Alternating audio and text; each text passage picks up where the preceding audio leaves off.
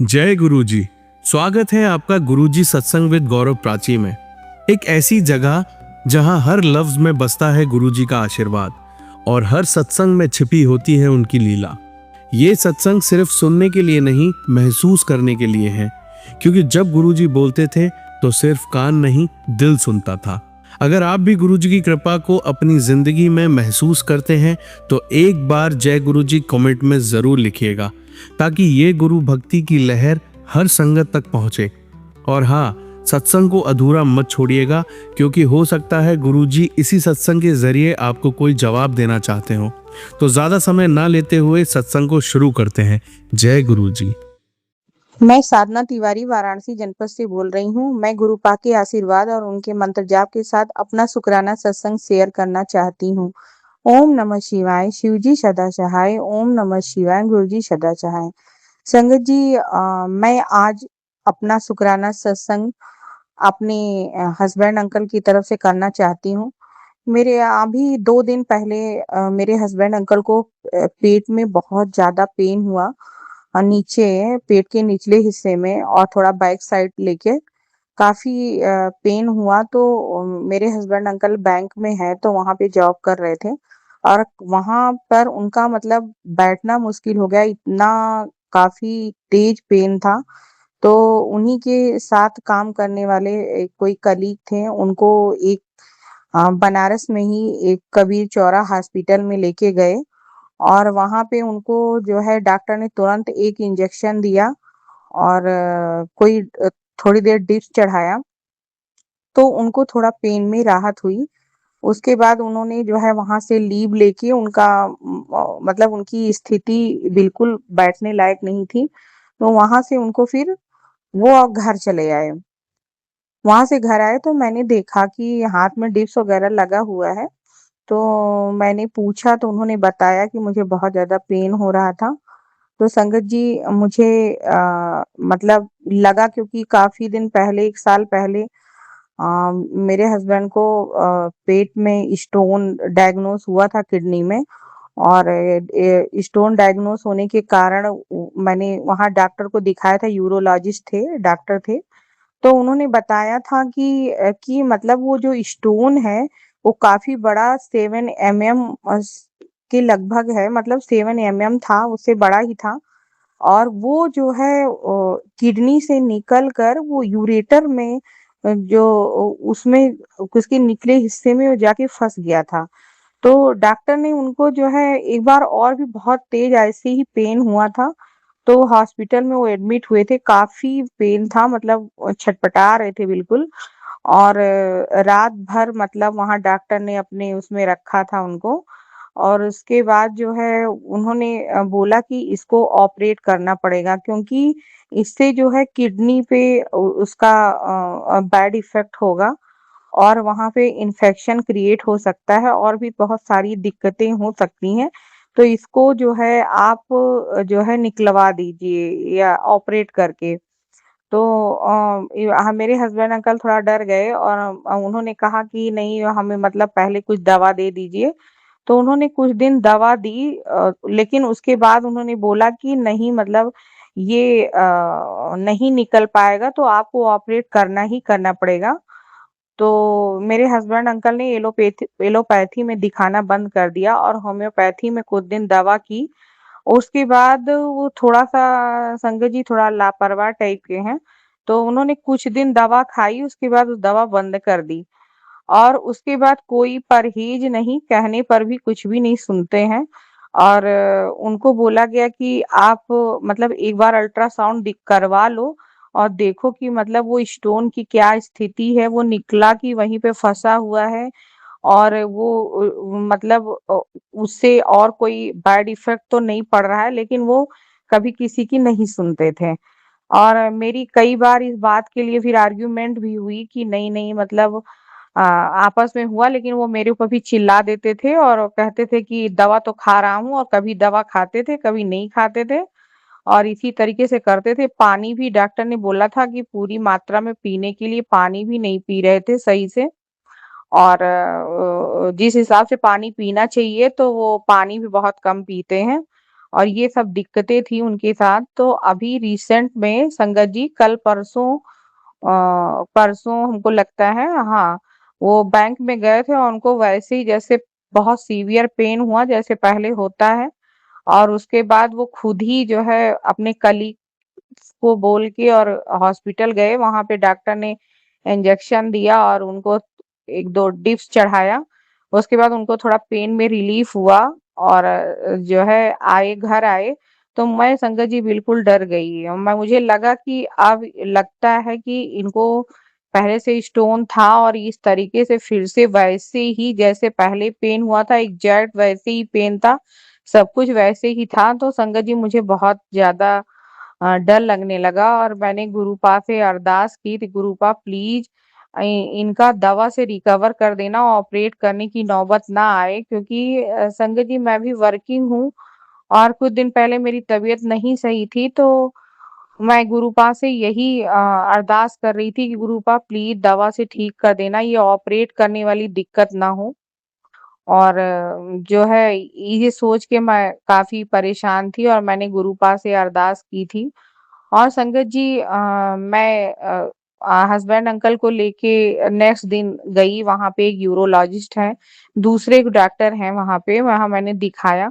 तो उन्होंने अल्ट्रासाउंड के लिए सजेस्ट किया। जब मैं गई अल्ट्रासाउंड तो मैं गुरुपा का नाम ले रही थी और उनका मंत्र जाप कर रही थी और गुरुपा से लगातार अरदास कर रही थी, प्लीज गुरुपा रिपोर्ट को सही रखना और सब कुछ सही रखना, कुछ भी ऐसी कोई दिक्कत ना हो, और अगर स्टोन हो भी तो वो मतलब इस तरीके से ना हो कि कहीं कहीं यूरेटर में फंसा हो या कुछ भी ऐसे हो, और अगर हो भी तो वो दवा से ही रिकवर हो जाए या कुछ ऐसी दवा से कि ऑपरेट करने का की नौबत ना आए।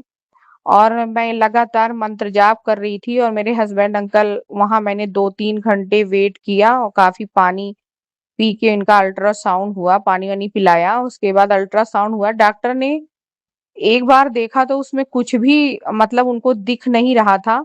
तो उन्होंने फिर से इनको बाहर भेज दिया और बोला कि फिर से पानी पीजिए। तो कुछ दिख तो नहीं रहा है ऐसा कुछ भी। फिर वो बाहर आ गए, फिर उन्होंने काफ़ी पानी पिया, एक आध लीटर फिर से पानी पिया और उसके बाद फिर डॉक्टर ने आधे 1 घंटे बाद फिर बुलाया, फिर से उनका पूरा एग्ज़ामिन किया और उनका अल्ट्रासाउंड फिर से किया। बट रिपोर्ट में कुछ भी ऐसा नहीं आया। और जब मैंने, मेरे हस्बैंड अंकल ने मुझे रिपोर्ट दिया कि ये पढ़ के देखो सब सही है, तो मैं जैसे देखी मैंने तो पढ़ के ही समझ लिया था कि इसमें कुछ है नहीं। कुछ भी स्टोन ऐसा कुछ भी नहीं लिखा है डिक्लेरेशन में उसके। तो मैं काफ़ी खुश थी। मुझे मुझे अंदर से पूरा गुरुपा को मैं अंदर-अंदर शुकराना कर रही थी। बोला तो नहीं तब तक क्योंकि अभी डॉक्टर को रिपोर्ट दिखानी थी, बट मैंने समझ लिया था कि मेरे गुरुपा ने चमत्कार कर दिया है और रिपोर्ट में कुछ भी नहीं आया आया है और सब कुछ सही है। और जब मैं उसके बाद वो रिपोर्ट लेने के बाद शाम को 6 बजे डॉक्टर फिर से बैठते थे, तो मैं गई और फिर से उनको दिखाया रिपोर्ट, तो डॉक्टर ने बोला कि सब कुछ सही है और इसमें कुछ भी स्टोन नहीं है, ये मेरे गुरुपा का बहुत-बहुत बड़ा चमत्कार है। क्योंकि इसके पहले, क्योंकि संगत जी इसके पहले 2 बार उनको पेन हो चुका है और सीवियर पेन था, मुझे रात भर हॉस्पिटल में रहना पड़ा था। और मतलब इतनी ज़्यादा दिक्कत हुई थी। और उसके बाद अल्ट्रासाउंड में उनको स्टोन आया था और यूरेटर में फँसा हुआ स्टोन आया था। बट गुरुपा का ऐसा चमत्कार कि कुछ भी कहीं पे भी छोटा भी स्टोन, दोनों किडनी एक बिल्कुल क्लियर, यूरेटर सब कुछ, कहीं पे भी कुछ भी नहीं आया। मेरे गुरुपा का अनंतम अनंतम शुक्राना इसके लिए। संगत जी मैं जितना शुक्राना करूं उतना कम है। गुरुपा ने मेरे सिर से बहुत बड़ा बोझ हल्का कर दिया और मेरे हस्बैंड अंकल की रक्षा की। और इसी तरीके से मेरे गुरुपा हैं, उनका मैं जितना भी शुकराना करूँ उतना भी कम है। और इसके पहले भी संगत जी बहुत सारे मैसेजेस गुरुपा अपने इंडिकेशन दे रहे थे और वो बराबर ब्लेस कर रहे थे।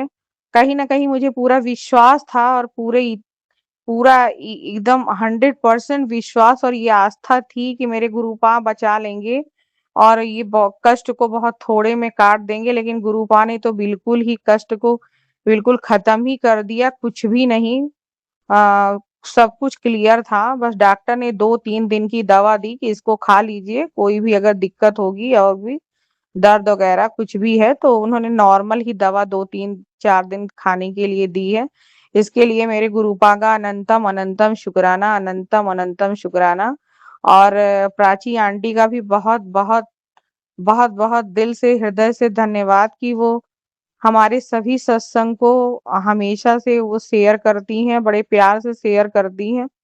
मैं शुरू से ही प्राची आंटी के प्लेटफॉर्म पे अपने सत्संग शेयर करते आ रही हूँगी। अभी तक मैंने कितने सत्संग शेयर किए हैं उसकी कोई गिनती नहीं है, लेकिन प्राची आंटी ने बराबर मेरे सारे सत्संग शेयर किए हैं।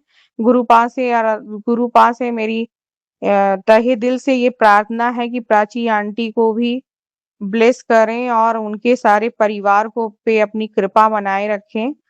और इसी के साथ मैं अपने सत्संग को यहाँ विराम देती हूँ और अगले सत्संग की गुरुपा चाहेंगे फिर से मैं सत्संग लेके आऊंगी और आती ही रहूंगी ऐसे ही।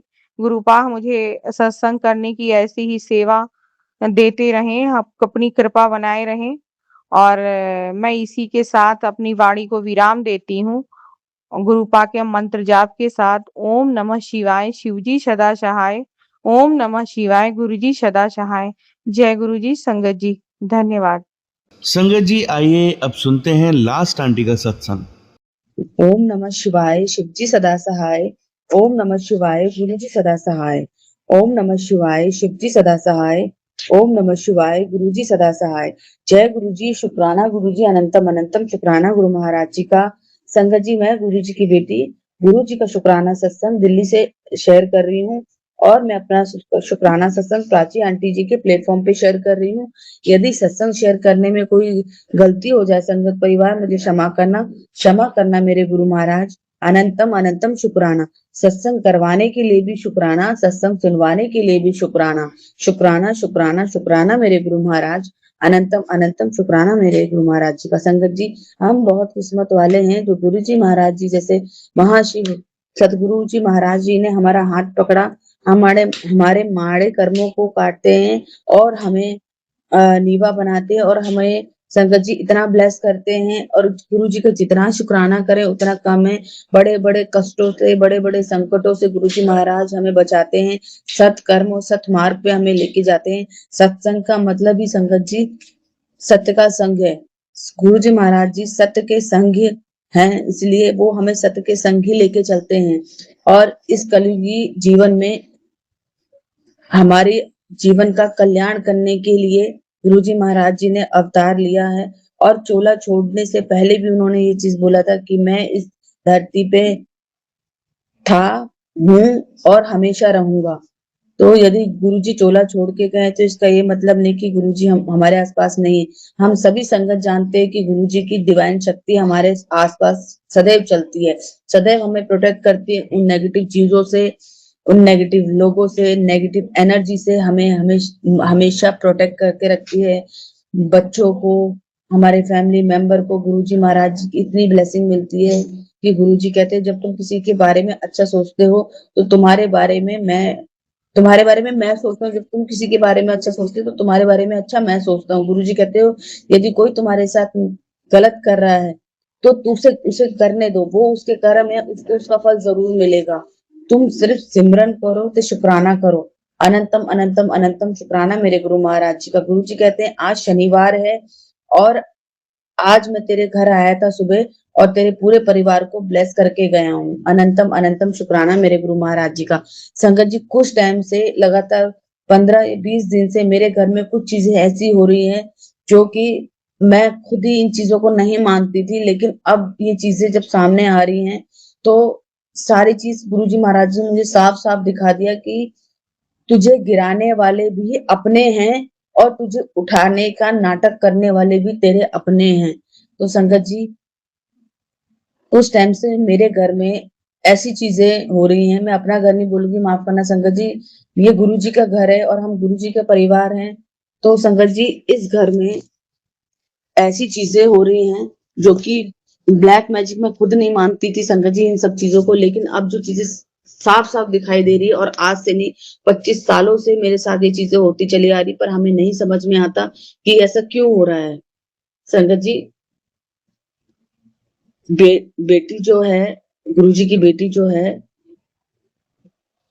उस पे क्रियाएं की जा रही हैं, क्योंकि परिवार में ये 2 बच्चे ऐसे हैं जो बाकी बच्चों से अलग हैं, क्योंकि इन्होंने गाड़ी चलाना सीखा, इन्होंने अपने ऊपर ध्यान देना सीखा, जो गुरु महाराज जी का इतना आशीर्वाद है कि ये गुरु जी की बेटी तो जो जॉब कर रही है उसमें उसको इतनी सफलता मिल रही। गुरु जी महाराज जी का इतना साथ, इतनी असीम कृपा है कि गुरु महाराज जी ने उसके मनपसंद की जॉब उसको दिलाई है और डबल प्रमोशन की। इससे कुछ रिश्तेदार हैं जो जिनको ये चीजें बर्दाश्त नहीं हो रही है संगत जी, वो मेरी मदर इन लॉ के थ्रू घर में चीजें खराब करवाने की कोशिश कर रहे हैं। वो है नहीं यहाँ पे, लेकिन वो बैठे बैठे सारी चीजें मेरी मदर इन लॉ के थ्रू करें। उनका उनका जो ब्लैक मैजिक करने का माध्यम है वो मेरी सासू माँ को बनाया, जिससे कि हमारे हमारे कपड़े काटे जा रहे हैं कैंची से, कपड़ों के साथ ब्लैक मैजिक किया जा रहा है। जो कि गुरुजी महाराज जी मुझे कई सत्संग ऐसे सुनवाए कि तू अपने घर में से कपड़े हटा दे, क्योंकि कपड़ों से तेरे ऊपर, तेरे परिवार के ऊपर किराएं हो रही हैं। संगत जी, बेटी बहुत दिनों से डिस्टर्ब थी, वो अलग रहना चाहती थी। उसने रीजन बताया कि कन्वेंस बहुत लगता है मम्मी, इसलिए मैं अलग रहना चाहती हूँ। जब हमने उसको मना किया संगत जी, वो इस तरह से पागल हो गई कि पागलों की तरह अपना सर पीटने लग गई।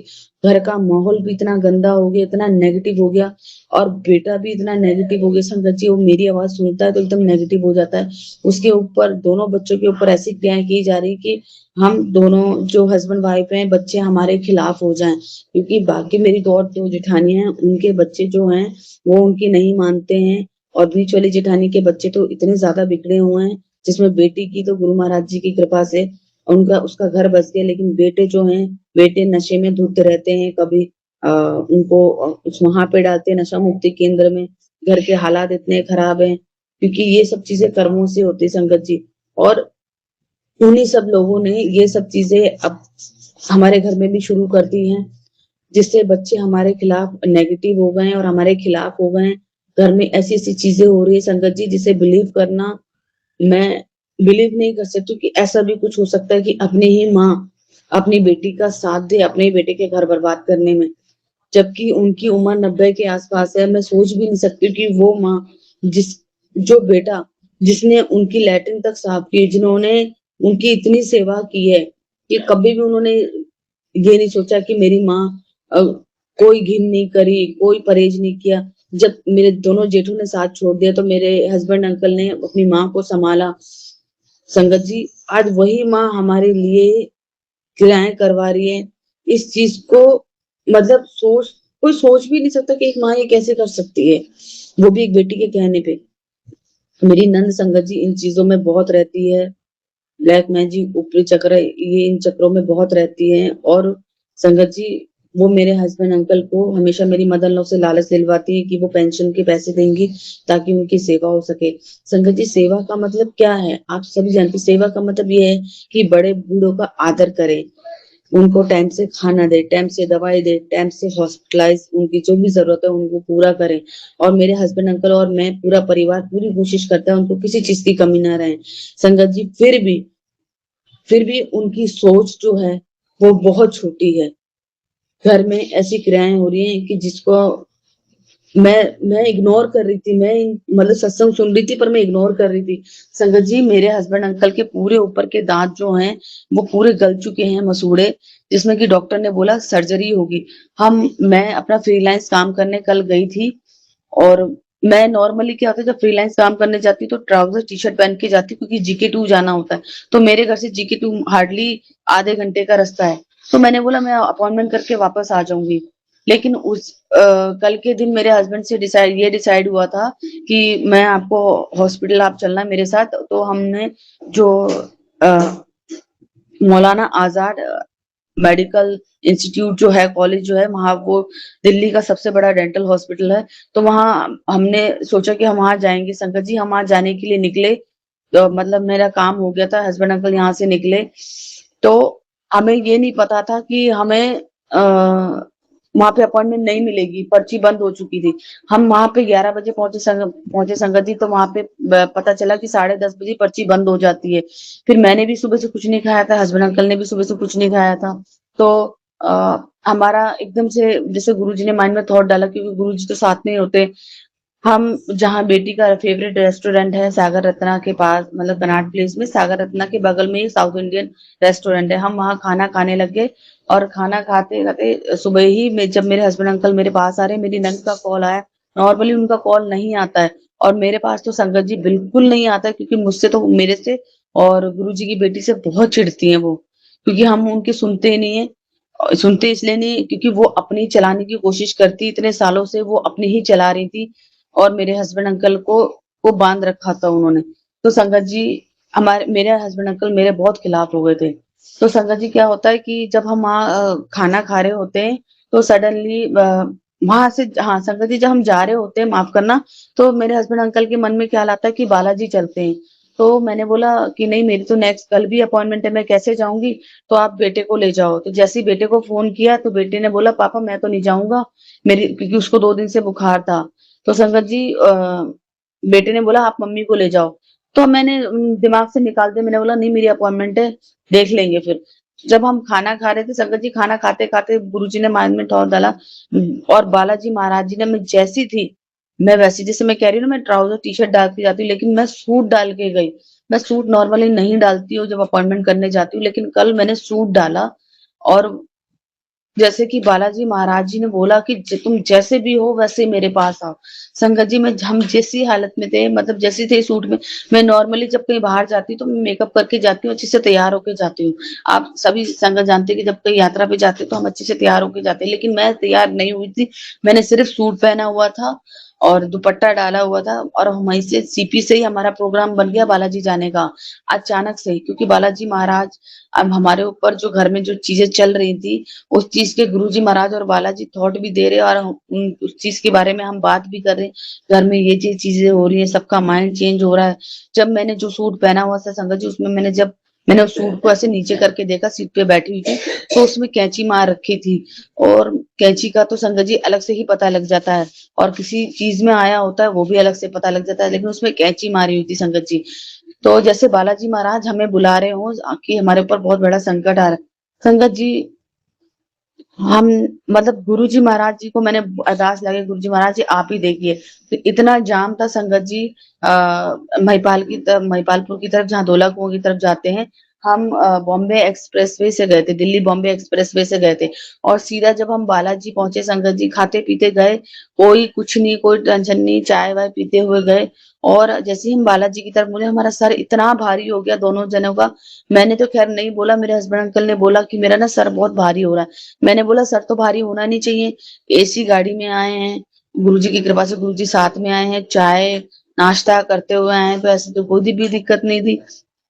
और ना ही गर्मी थी, मौसम भी बहुत अच्छा हो गया था संगत जी। तो क्या होता है कि जैसे ही हम प्रसाद लेते हैं, हमारा मन नहीं था प्रसाद लेने का, लेकिन बालाजी महाराज जी ने प्रसाद दिलवाया, गुरुजी महाराज जी ने प्रसाद दिलवाया। उसके बाद सडनली एक लड़का सामने आया, और क्योंकि संगत जी अगले दिन शनिवार था और शुक्रवार की शाम हो चुकी थी, तो आरती का भी समय था।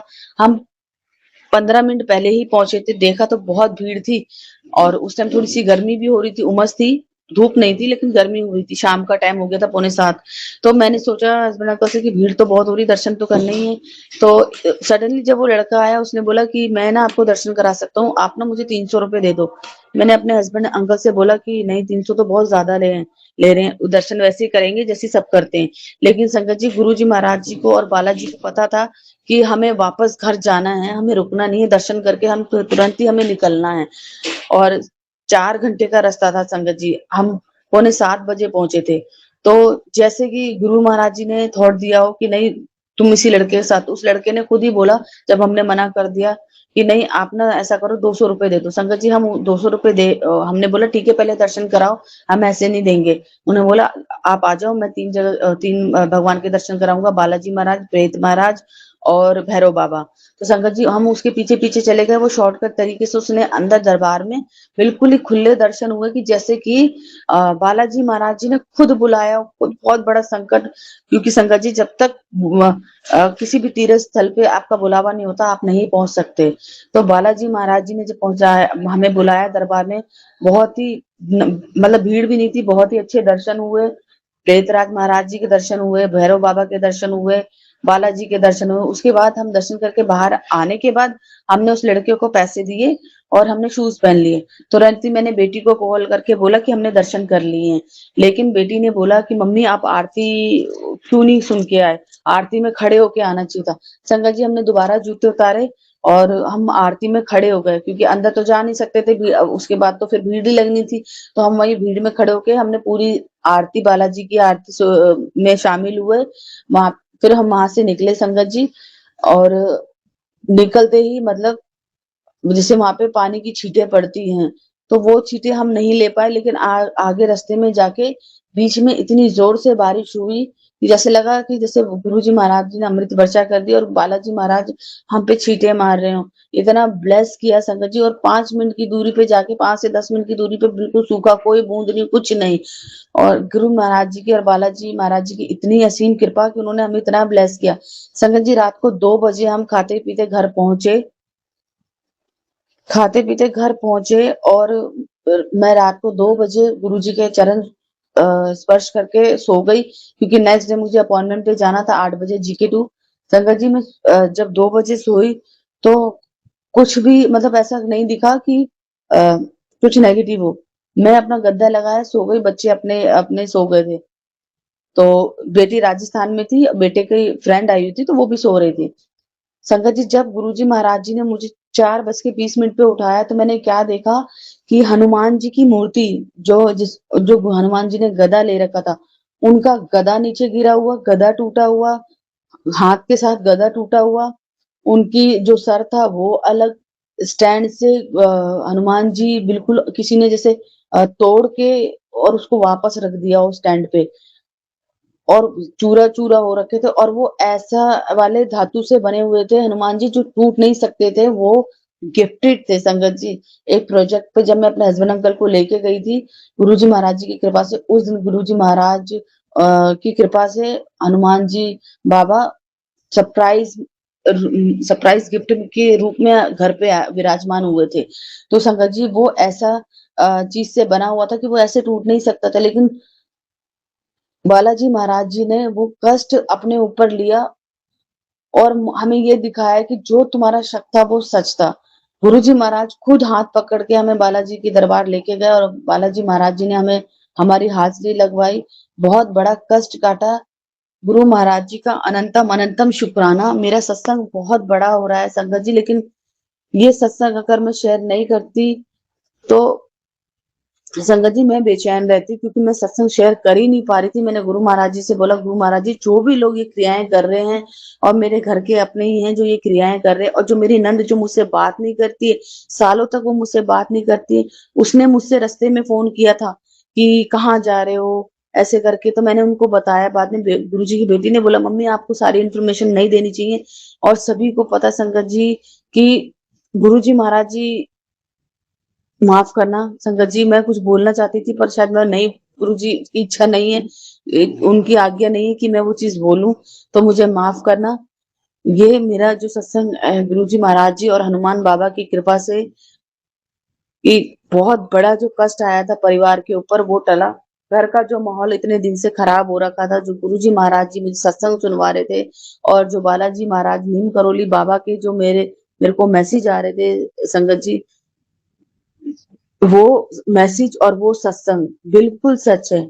आप यकीन कीजिए, आपकी लाइफ में जो भी ऐसी चीजें हो रही हैं वो आपके आपने ही लोग कर रहे हैं, और हमारे गुरुजी महाराज जिस घर में विराजमान होते, जिस घर में बालाजी की कृपा होती है, उस घर में के लोगों का बाल भी बाका नहीं हो सकता। अनंतम अनंतम शुक्राना मेरे गुरु महाराज जी का, अनंतम अनंतम शुक्राना नीम करोली बाबा और हनुमान बाबा बालाजी महाराज जी का, जिन्होंने जिन्होंने हमारा कष्ट अपने ऊपर लिया, और जो काली क्रियाएं कर रहे हैं उन्हें गुरुजी आप सद्बुद्धि दो, उनको मैं ये सद्बुद्धि बहुत बोलती थी, लेकिन अब उन्होंने अति कर दी है, तो गुरु महाराज जी आप उनको अपने हिसाब से ही ट्रीट कीजिए, अपने हिसाब से ही आप उनका न्याय कीजिए। अनंतम अनंतम शुक्राना मेरे गुरु महाराज जी का। ओम नमः शिवाय, शिव जी सदा सहाय। ओम नमः शिवाय, गुरु जी सदा सहाय। ओम नमः शिवाय, शिव जी सदा सहाय। ओम नमः शिवाय, गुरु जी सदा सहाय। जय गुरु जी, शुक्राना गुरु जी, अनंतम अनंतम शुक्राना गुरु महाराज जी का। जय गुरु जी। संगत जी, आप सभी के ब्लेस सत्संग पढ़कर और सुनकर मुझे बहुत अच्छा लगा। मैं गुरु जी से अरदास करूंगा कि वो आपके और आपके पूरे परिवार पर यूं ही अपनी ब्लेसिंग्स बनाए रखें। तो चलिए संगत जी, आज के सत्संग यही समाप्त करते हैं गुरु जी के मंत्र जाप के साथ। ओम नमः शिवाय, शिव जी सदा सहाय। ओम नमः शिवाय, गुरु जी सदा सहाय। जय गुरु जी।